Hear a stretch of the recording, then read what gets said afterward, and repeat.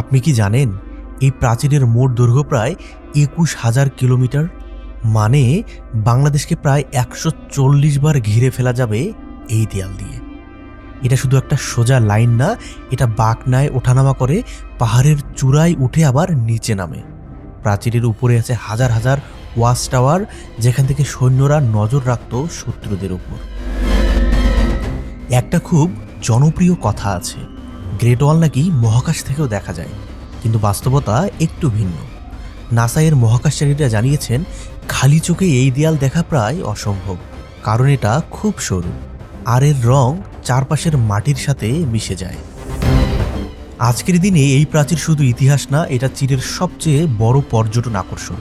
প্রতি বছর কোটি কোটি মানুষ এখানে আসে, বিশেষ করে ব্যাডলিং এবং মুটিয়ানু অংশগুলো সবচেয়ে জনপ্রিয়।